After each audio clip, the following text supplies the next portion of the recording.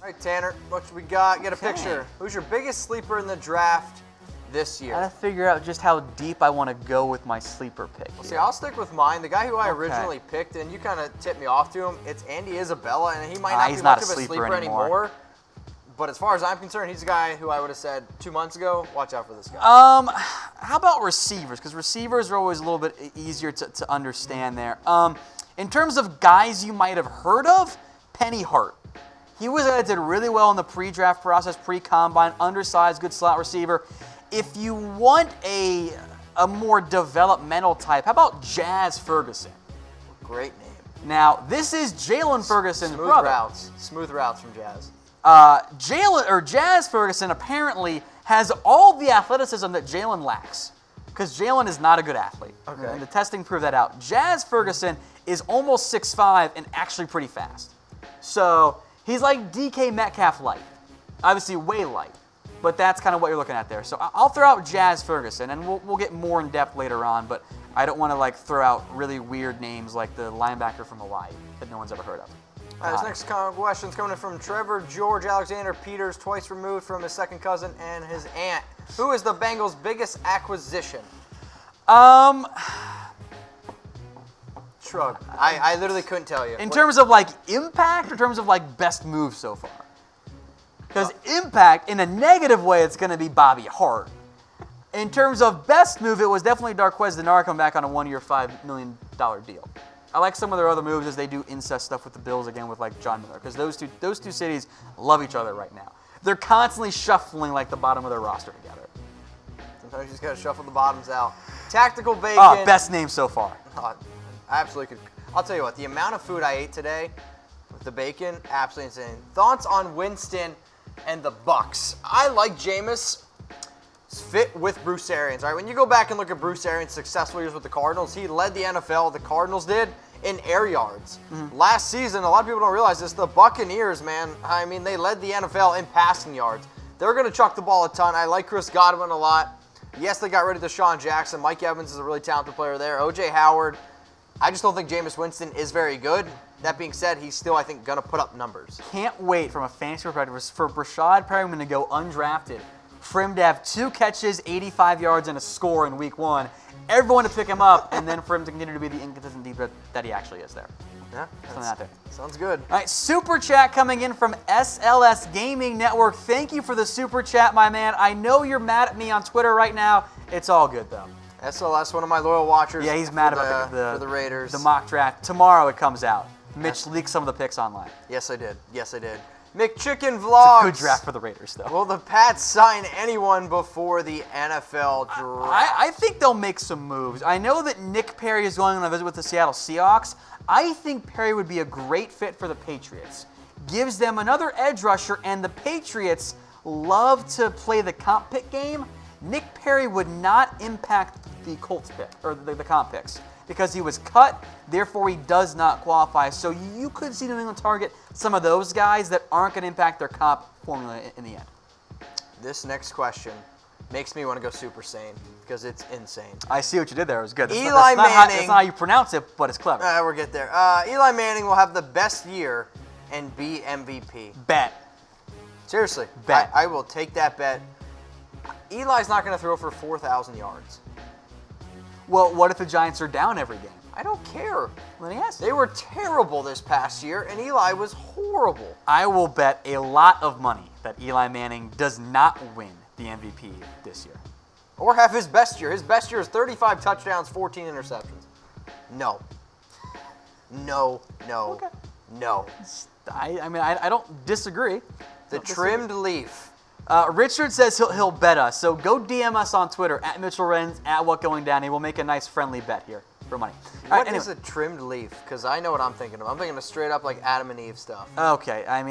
Why do you always go there? How do you not think of a trimmed leaf and that's not where your mind goes? It's not what I go to. It's because your berries aren't hanging from your branch, Tom. Oh, is my T-Sizzle still going to be fire on a bad team? Terrell Suggs. I know his name, by the way. I know who T-Sizzle is. I'm just making sure. Well, My Leafs are trimmed. Look, T. Suggs went back home, or T. Sizzle went back home to be a nice veteran mentor to whatever edge rusher the Cardinals take early. Okay. Getting paid $7 million, he'll make like 5 or 6 sacks, and then he'll just walk off in a nice final season in Arizona. It's a good fit for him. I don't think he's going to be the impact guy that he's been as of late. No. At a certain point, it just kind of goes away there. All right, we're going to some Wolves here. Do the Packers and Eric Berry make any sense? I think it makes a little bit of sense, but I think with the way they play, Eric Berry and Adrian Amos at this point in Berry's career, probably a little bit too similar.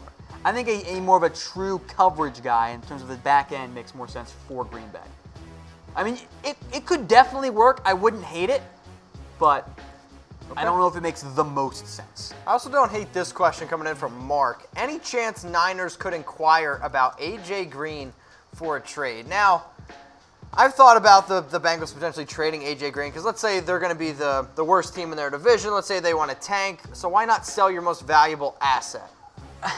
It makes sense, but I don't know if that's the way the Bengals are approaching it. Sure. The Bengals don't make trades. They make one trade for Cordy Glenn and then they're done. And they trade away Ben Aben, Ricker to the Cowboys, and that's like it.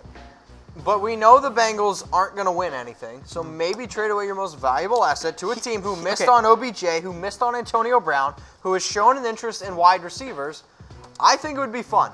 I think they should 100% inquire. Here's the thing, though. Mike Brown is motivated by money more than any other owner in the NFL. You trade away A.J. Green, you outright admit we are going to be terrible this year. You're not going to get butts in the seats. No one's going to a Bengals game. Are you going to go to a Bengals game now? Some in Cincinnati will. I'm sorry to hear that. Yes.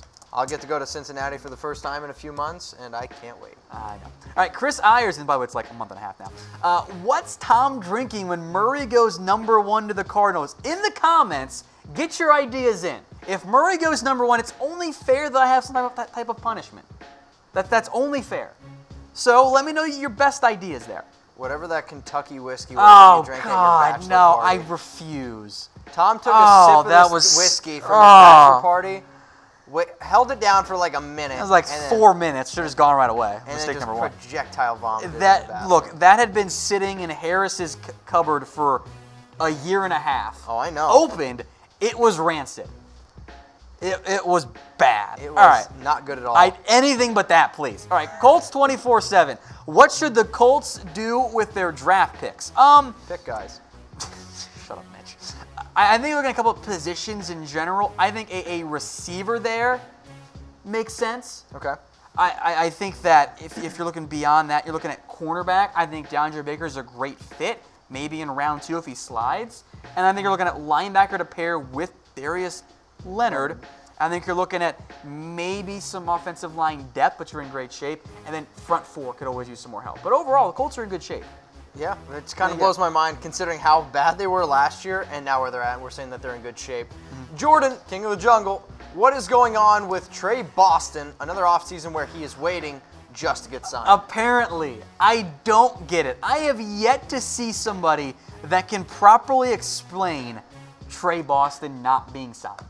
Like, it doesn't make sense. He has produced multiple years in a row, and yet no one wants to bring him in. Maybe there's something that we don't know about him. I don't understand. Like, it's one thing to say, yeah, well, we think he's more of a box safety than a true deep coverage guy, even though he can play deep coverage pretty well.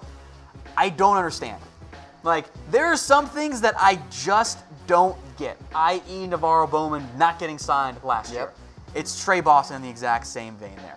From Zach again, do you think the Lions will look at Tyree Jackson? If you guys want a raw developmental type quarterback, Tyree Jackson's your guy. So I think it makes sense for Detroit there. See, I think Tyree Jackson is a fun prospect. God, I hope he doesn't go to the Lions. You don't believe in them to actually There's develop how many great players leave or retire from the NFL early because they're with the Lions? Okay, Barry Sanders and Calvin Johnson, that's it. And there was body for Calvin. I don't know. All right, you just hate Detroit. All right, from Mr. Sports, will Lions let Bob Quinn go if they don't do anything this year?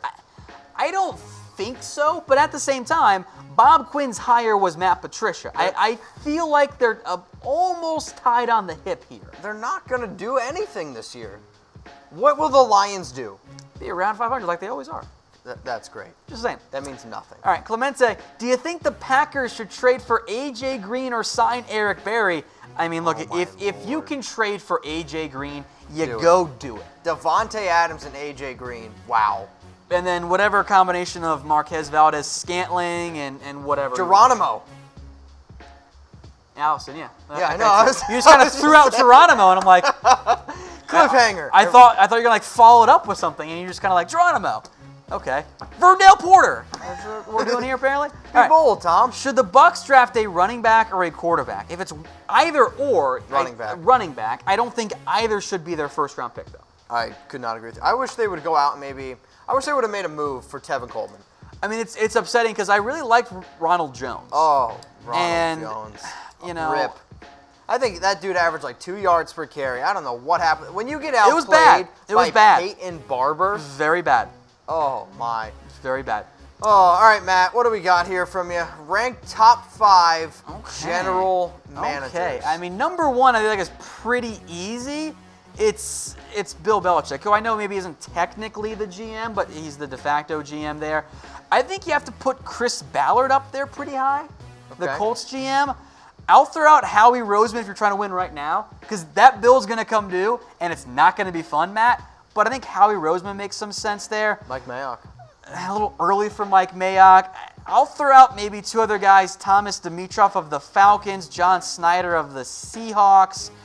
I don't want to give Les Snead too much credit, but I think that Les Snead kind of falls in that category, not Steve Keim. Kind of in the same vein of Howie Roseman, Mickey Loomis, if you're trying to win right now. Can't say and vein. I think you got to put in John Dorsey as well. All right, guys, shout out your area code. We want to know where everyone's watching from. I'm from the 570 Central Pennsylvania. If you're from there, hit me up on IG or Twitter at Mitchell Renz 365. Tom, what's your area code? 513. It's the Cincinnati area code. Again, I'm also on Twitter at WhatGoingDown. And guys, make sure you are subscribed. YouTube.com/ChatSportsTV. All of our great NFL coverage. And oh, by the way, if you guys like the draft, don't worry about ESPN NFL Network. We've got live draft coverage, and little spoiler alert, we get the picks in before they do.